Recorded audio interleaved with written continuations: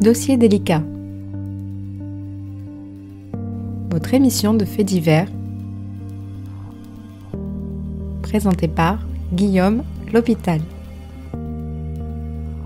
Bonjour à toutes et à tous et bienvenue dans Dossier délicat. Aujourd'hui, nous allons parler de Jean Moulin, figure phare de la résistance lors de la Seconde Guerre mondiale. Moulin est le plus jeune préfet de France en 1937.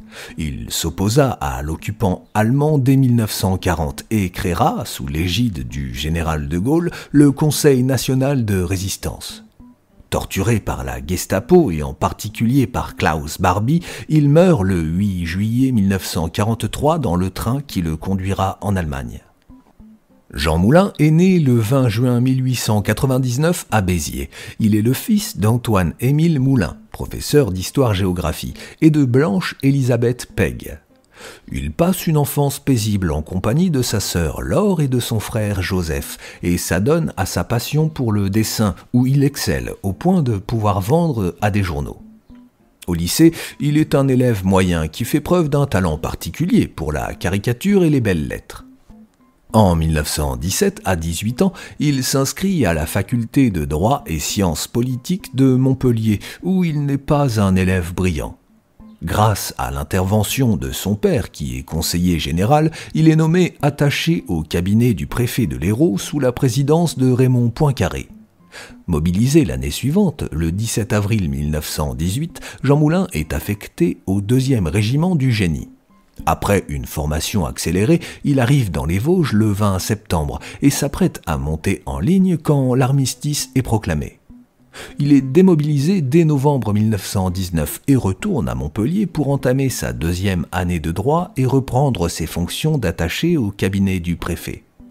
De 1925 à 1930, il est sous-préfet d'Albertville. Il est à l'époque le plus jeune sous-préfet de France. Alors âgé de 33 ans, en décembre 1932, Pierre Cotte, homme politique radical socialiste, le nomme chef adjoint de son cabinet aux affaires étrangères. En 1933, l'année suivante, il est sous-préfet de Thonon-les-Bains et occupe parallèlement la fonction de chef de cabinet de Pierre Cotte au ministère de l'Air. Un an plus tard, le 1er juillet 1934, il prend ses fonctions de secrétaire général de la préfecture de la Somme à Amiens auprès du préfet André Jauson, qu'il remplace régulièrement en raison de son état de santé, fonction qu'il va quitter 2 ans plus tard, en juin 1936. En juin 1937, à l'âge de 38 ans, il est nommé préfet de l'Aveyron. C'est à l'époque le plus jeune préfet de France. Ses actions en faveur de l'aviation lui permettent de passer cette même année en tant que réserviste du génie de l'armée de terre à l'armée de l'air. Il est affecté le mois suivant à la base de Marignane avec le grade de caporal-chef, puis en février 1938 au bataillon de l'air basé à Issy-les-Moulineaux. Il est nommé sergent de réserve le 10 décembre 1938. L'année suivante, en janvier 1939, il est nommé préfet d'Eure-et-Loir à Chartres. Après la déclaration de guerre, il demande à plusieurs reprises à être dégagé de ses fonctions de préfet, persuadé, comme il l'écrit, que sa place n'est point à l'arrière à la tête d'un département essentiellement rural. Il se porte donc candidat à l'école des mitrailleurs, en allant à l'encontre de la décision du ministère de l'Intérieur. Il passe sa visite médicale d'incorporation à l'école le 9 décembre 1939. Il est déclaré inapte le lendemain pour un problème de vue. Il force alors le destin en exigeant une contre-visite qui, cette fois, le déclare apte. Mais le ministère de l'Intérieur l'oblige dès le lendemain à reprendre immédiatement son poste de préfet, d'où il s'emploie, dans des conditions très difficiles, à assurer la sécurité de la population.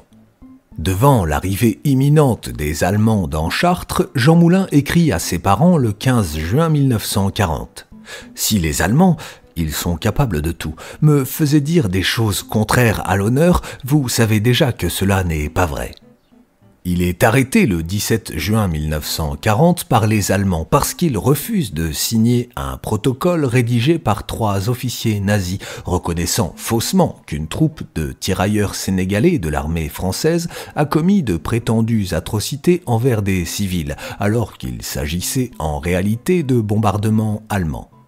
Frappé à coups de poing et enfermé pour refus de complicité, il tente de se suicider en se tranchant la gorge avec un débris de verre. Il sera détenu à l'hôpital de Chartres durant sa convalescence. Classé parmi les fonctionnaires de valeur mais prisonnier du régime ancien, il est révoqué le 2 novembre 1940 et placé en disposition par le ministre de l'Intérieur. Décidé à entrer dans la clandestinité, il quitte Chartres le 15 novembre 1940. Après un séjour à Paris et pressé par le besoin de faire quelque chose, comme il dit, il s'impose 2 buts. D'abord, se rendre compte de l'ampleur de la résistance française, puis aller à Londres afin d'engager les pourparlers avec la France libre.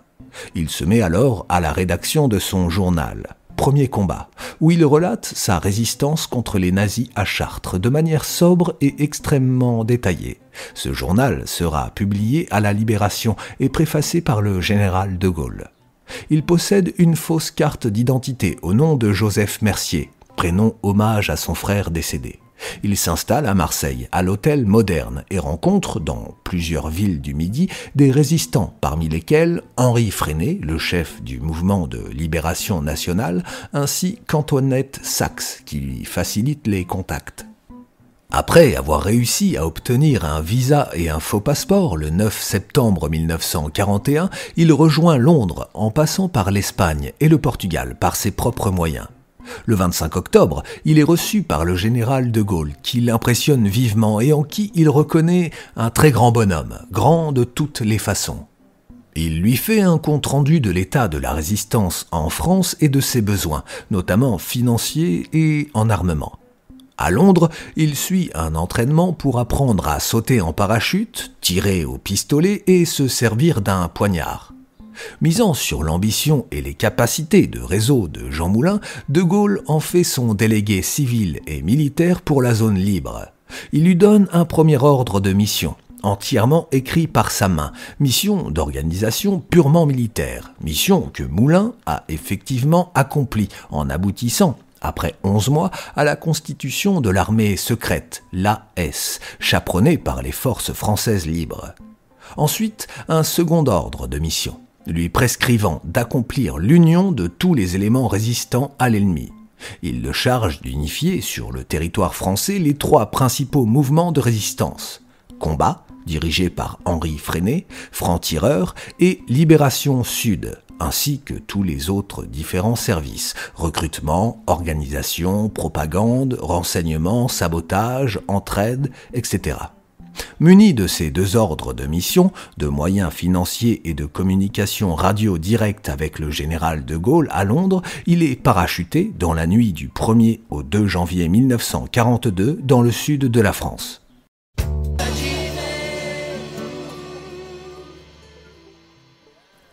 Dans la Résistance, il prend le pseudonyme évocateur de Rex. Pour accomplir sa mission, Jean Moulin rencontre, entre autres, Henri Freinet à Marseille et Raymond Aubrac à Lyon.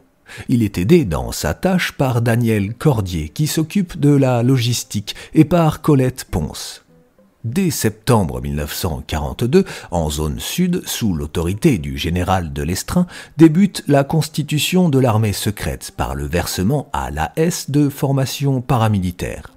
2 mois plus tard, le 27 novembre 1942, est créé le comité de coordination de la zone sud. Ce regroupement donne ensuite naissance, le 26 janvier de l'année suivante, au mouvement uni de la résistance, le MUR. Jean Moulin utilise ensuite ses dons artistiques pour se créer une couverture de marchand de tableaux et ouvre la galerie Romanin à Nice. Le 14 février 1943, Jean Moulin va à Londres rendre compte de sa mission à Charles de Gaulle, qui le décore de la Croix de la Libération et le nomme secrètement ministre, membre du Comité national français et seul représentant de ce comité pour l'ensemble du territoire métropolitain.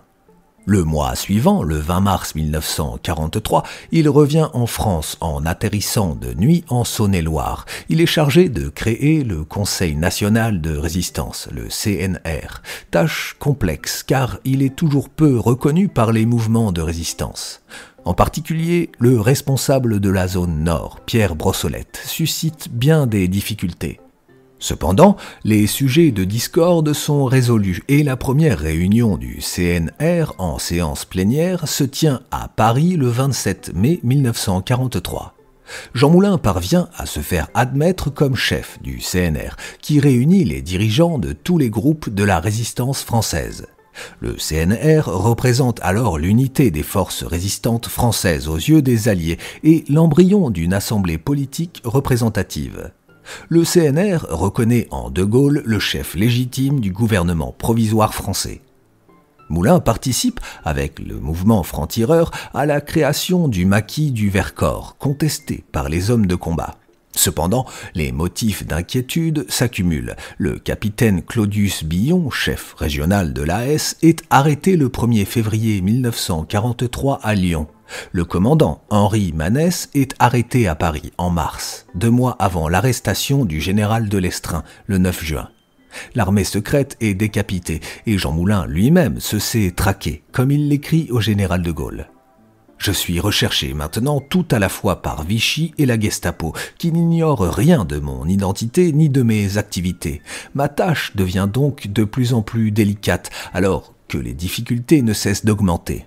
Si je venais à disparaître, je n'aurais pas eu le temps matériel de mettre au courant mes successeurs. Dans un climat de grande tension, une rencontre a lieu le 21 juin 1943 dans la maison du docteur Dugoujon à Caluire-et-Cuire, dans le Rhône, en présence de 7 dirigeants de la résistance. André Lassagne, le colonel Albert Lacaze et le lieutenant-colonel Émile Schwarzfeld, Bruno Lara, Claude Bouchinet-Séreul, Raymond Aubrac et Henri Aubry. Réunion décidée par Jean Moulin, afin de désigner le successeur par intérim du général de Lestrin à la tête de l'armée secrète, en attendant une nomination par le général de Gaulle. À midi, Moulin déjeune avec Claude Bouchinet-Séreul, résistant de la première heure, aux côtés de Gaulle, qui vient juste d'arriver de Londres pour le seconder. Pendant ce temps, le colonel Lacaze est déjà en route. Il connaît l'adresse du rendez-vous chez le docteur Dugoujon, place Castellane, à Caluire. Lacaze est anxieux. Des contacts qu'il a gardés à Vichy l'ont informé que les Allemands préparaient un gros coup à Lyon contre la résistance. À 13h30, prudent, il prend soin d'arriver 1 heure avant le rendez-vous, fixé à 14h30. Il ne décèle rien de suspect. Il sonne, il est reçu par la domestique Marguerite Brossier. Elle le fait monter au 1er étage, selon les instructions du docteur, qui l'a prévenu que des visiteurs, qui n'étaient pas des patients, devaient se réunir chez lui. Là, il découvre la présence de René Hardy, qui ne devait pas participer à la réunion. À 14h30, Lassagne et Aubry arrivent à destination. Ils ne l'ont pas vu, mais une femme est sur leurs traces, Edmée Delétraz. Arrêtée quelque temps auparavant, elle est contrainte de travailler pour les hommes de la Gestapo de Klaus Barbie. Elle dira avoir procédé sur ordre de ces derniers à la filature de René Hardy, qui lui aurait été présenté un peu plus tôt à la Gestapo comme un résistant retourné, ce que l'intéressé a toujours nié. Elle les suit jusqu'à la maison du médecin, non sans avoir, dans la matinée, pris contact avec des membres de la résistance pour les prévenir qu'une importante réunion clandestine est sur le point de tomber. Ces interlocuteurs, n'étant au courant de rien, sont dans l'impossibilité d'agir efficacement. Edmée Delétraz, parallèlement, en rend compte aux Allemands, qui ont amassé depuis plusieurs semaines quantité d'informations sur la plupart des hommes qui vont se rassembler. Bruno Lara arrive à son tour, en solitaire. Ils sont désormais 5 au 1er étage de la maison à attendre les 3 derniers hommes qui sont en retard. Vers 15h, Moulin, Schwarzfeld et Raymond Aubrac poussent le portillon de la villa de Dugoujon. Marguerite Brossier, les considérant vraisemblablement comme des clients ordinaires, les dirige non pas au 1er étage, mais dans la salle d'attente où se trouvent plusieurs patients. Quelques minutes plus tard, 2 tractions avant Citroën stoppent brusquement à la hauteur de la mairie. 7 à 8 hommes en descendent, revolver et mitraillette en main. Ils se dirigent rapidement vers la résidence du médecin qui observe cette arrivée de la fenêtre de son cabinet où il donne une consultation et se retrouve bientôt face à 5 ou 6 individus qui ont forcé sa porte sans hésiter. L'un d'eux lui pointe une arme sur le ventre en criant « Police allemande, vous avez une réunion chez vous ».